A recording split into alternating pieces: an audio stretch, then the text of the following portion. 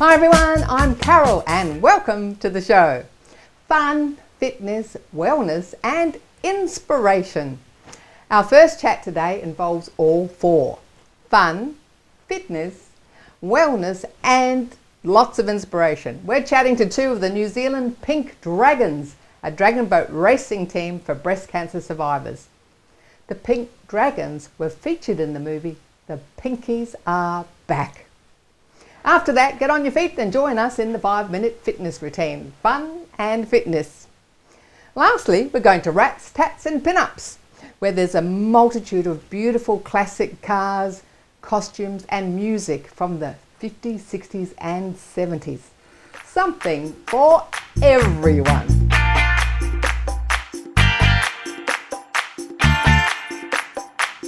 Last Christmas, I jumped on a plane to New Zealand to visit my family. I was on Air New Zealand, and of course you check out the movies on board, and there was a movie there called The Pinkies Are Back. It was an inspiring movie about the Pinkies, a breast cancer survivor group who've taken up dragon boat racing. Today we're going to chat to two of the Pink Dragons, Caroline and Jules. Hi Jules and Caroline, welcome to Over 50 So What? Hi. I gather you're both over 50. Yeah. Don't do anything. There's two things that bring us together. The first one is because we like each other. The second one's dragon boating. We're a family. A lot of these newbies didn't know what a paddle was. Come on, get in the boat. We're not going in that boat. You must be able to have to pull your weight through the water. How can I pull this through the water? And the Pink Dragons are back. The most exhilarating performance ever. Maybe better than sex. I came across you from the movie The Pinkies Are Back, and I've just let everybody know that the dragon boat racing is like a global thing. It was inspired by Don McKenzie. Can you tell us a bit, start off with you Jules, your breast cancer journey leading up to being involved with the dragon boat racing? Well, I did dragon boating in Wellington like about 23 years ago, and then when I moved up to Auckland, my work had a dragon boat team, so I joined them. And about 2 years into that, I discovered that I had breast cancer. That was in 2014. I had the surgery and it was just a partial mastectomy, and then I had 3 weeks of radiation, and then I was back into it. I had 5 years of clear mammograms and everything, and then a week after my 5th year I found out that it had come back, and same breast and everything, so they said it's got to come off. So it was a full mastectomy and reconstruction. So I stopped dragon boating during that time, because it also hit during COVID, so I had to wait, but it turned out to be a blessing in disguise because I had enough belly fat after COVID to actually get the reconstruction that I wanted, which was good. And then after I'd healed, I decided that I wanted to go back to dragon boating, and then I watched the movie The Pinkies Are Back, and I decided that, yep, I want to become a Pinky. So I did. So you were in dragon boat racing before. Did you know back then that there was actually, some pink dragons out there and other, breast cancer teams? Yeah, because when our team trained on Tuesdays and Thursdays, the Pinkies were training at the same time.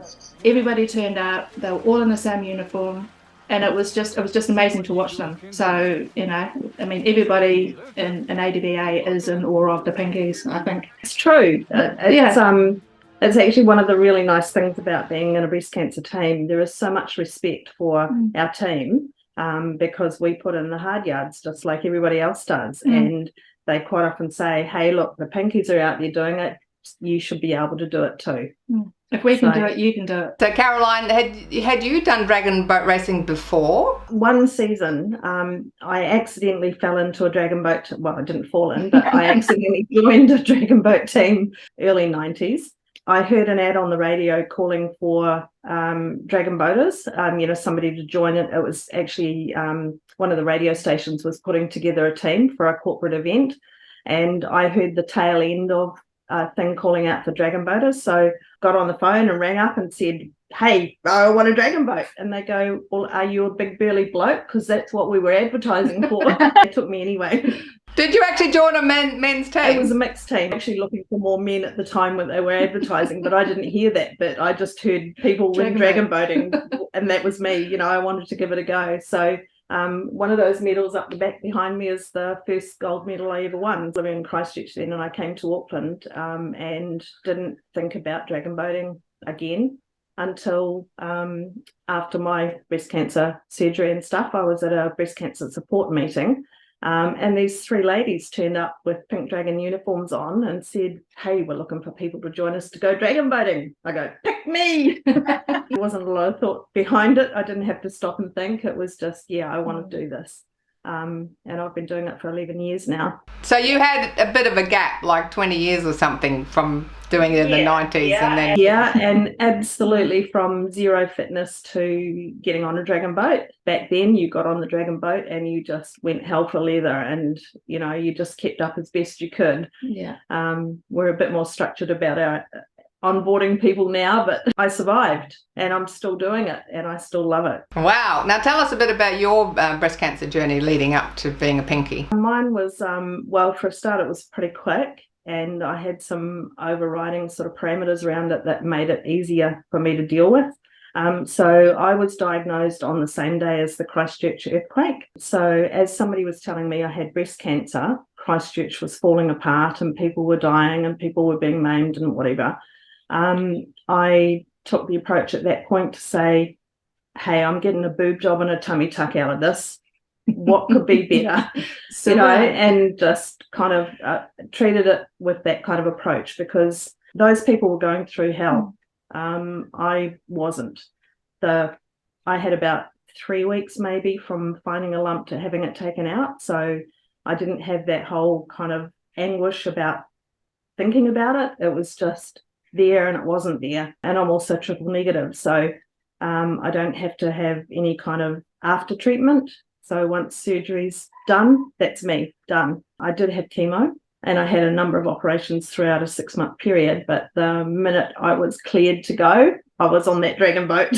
You know, that action is really good for core body strength, for arms, for, you know, moving all through here, all your surgery bits. And you can't get on the boat and go, oh, woe is me, I've got breast cancer, because they all go, so have we. Well, that's a very admirable attitude to have when it actually happened. You know, it's all a perspective. I've seen, you know, footage recently with all the floods and that in New Zealand where, you know, Kiwis have said, oh, well, at least we're not in Turkey. There's always somebody worse off than you. And whilst it feels like your world's falling apart, I guess there are ways you can deal with it. And, you know, for breast cancer survivors, dragon boating is a really good way, because you get on the water and empty your brain and it's great. He looked to the right and went, what? I went, dragon boat racing. He said, how big's the boat? I went, oh, great. Thank you very much. About 5 years ago, we were national champions. A lot of these newbies didn't know what a paddle was, but I've got 17 new paddlers to try and get ready in 4 months. Ladies, come on, get in the boat. Reach on 3, 2, 1, reach!